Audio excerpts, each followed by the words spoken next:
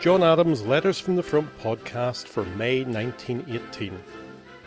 This podcast looks at life in World War I through the letters of John Adams, who was 23 when he joined in September 1914. He served with the 9th Service Battalion, Royal Irish Fusiliers, and was involved in many significant events on the Western Front, particularly Passchendaele. These are his words, read by his grandchildren and narrated by his great-grandchildren.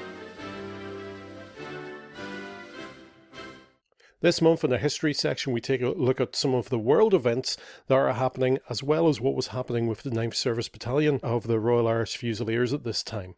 Just to give a bit of background to the World War at that time. As confusing as the beginning of the war is, about which country backed which other country, even now, near in the 4th year of the war, there's still confusion about what countries have got treaties with other countries, what countries are at war with other countries. And it must have been quite confusing even for people at home at that time following the newspapers.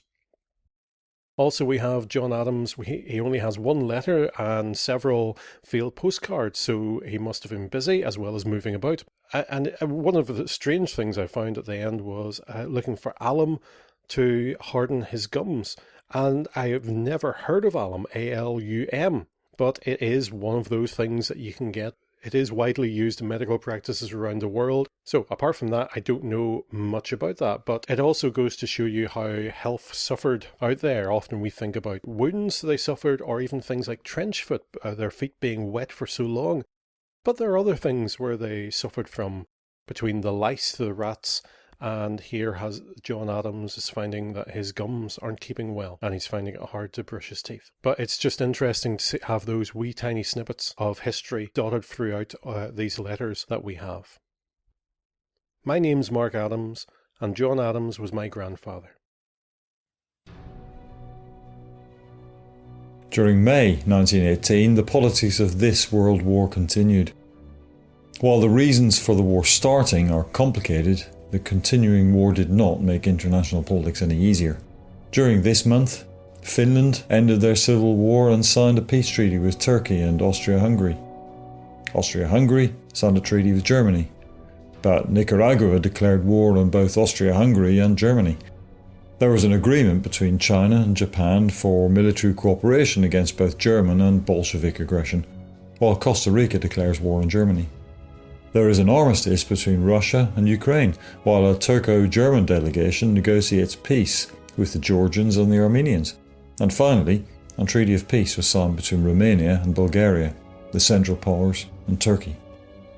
We have no idea if any of these international affairs made any impact on John Adams, but in early May 1918, the 9th Royal Irish Fusiliers, along with the rest of the 108th Brigade, rejoined the Ulster Division. The 108th were allocated a reserve role, which meant this period was a mix of training and hard physical work. Despite the losses of the previous months, there was still some spark in the 9th RAF, and the football team was active once again, beating the Belgian Cyclist Battalion in the sector to its left, 4-0. On the 4th of May, the 9th RAF were back to the line to relieve the 12th Royal Irish Rifles, and after an uneventful 4 days, they were in turn relieved by the 1st RAF. The training was then continued in a period of brilliant sunshine and intense heat. Work parties were an unpleasant and tiring interruption to this week out of the line. For 6 nights, the 108th Brigade worked hard in improving defences, and they encountered occasional shelling. On May the 23rd, the battalion began its last tour of the line in this sector. The activity during this tour was moderate, with intermittent shelling during the day. The 9th RAF left the line on the 27th of May, and the entry point for the line was shelled during this relief, but no casualties were suffered. The 9th RAF left the line on the 27th of May, and the entry point for the line was shelled during this relief, but no casualties were suffered. The battalion moved by train to Hospital Farm Camp, north of Flamertinge and just west of Ypres. Having had a day of cleaning up, the last day of May saw some of the men on work parties and others on training. But everyone managed to get a bath.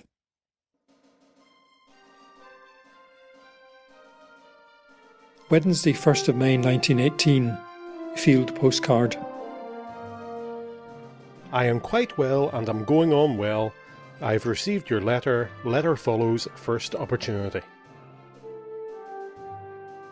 Monday, 6th of May 1918, field postcard. I am quite well and am going on well. I've received your letter. Letter follows first opportunity. Friday, 10th of May 1918, field postcard. I am quite well and am going on well. I've received your letter. Letter follows first opportunity. Friday, 10th of May 1918, field postcard. I am quite well and am going on well. I received your letter dated the 5th of May 1918. Letter follows first opportunity. Saturday, 18th of May 1918, somewhere in France. My dear mother, just a few lines hoping that this will find yourself enjoying the usual good health as this leaves myself at present. The weather is keeping very hot at present, but is much better than the rain. I had a letter from Jeannie the other day and she was telling me that she was going home on the following Wednesday. Did she get home? The weather will be very nice for her. I would not mind going home this weather. I suppose she got home. But she will be telling you that I was on the boat going home on leave and had to return up the line again. And you will wonder why I didn't mention it to you, but I would rather not have you told. But I am sure she could not help it. Well, yes, I slept for a night on the boat in Le Havre on the 20th of March, and the next day we returned up the line. So when I get home now, I cannot say.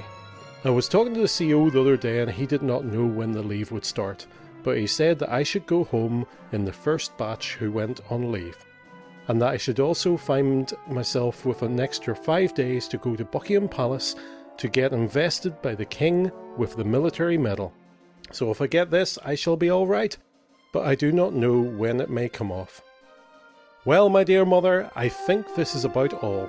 Remember me to all at home, and you might tell Jeannie that the first day she is in Newry, she might get a couple of ounces of alum or something like that for a mouthwash to harden my gums. They have got so soft I cannot clean my teeth without them bleeding. If she asks in Connors, they will know what to give her. So no more at present, hoping to hear from you soon. Goodbye, I remain your loving son, Johnny. Saturday, 18th of May 1918, field postcard. I am quite well and am going on well. I've received your letter. Letter follows first opportunity. Monday, 20th of May 1918, field postcard. I am quite well and am going on well. I have received your letter dated the 14th of May 1918. Letter follows first opportunity. Saturday, 25th of May 1918, field postcard. I am quite well and am going on well. I have received your letter dated the 19th of May 1918. Letter follows first opportunity.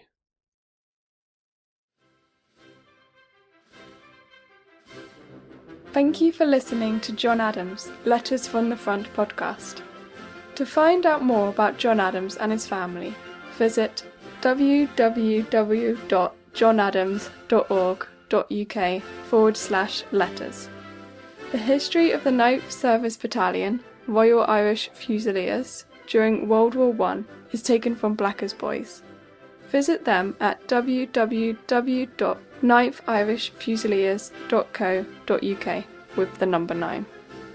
Podcasts will be published 100 years after the letters were written, so will be published nearly every month. If you would like to contact us with comments or reactions, the email address is letters@johnadams.org.uk. This has been a Mark Mess production.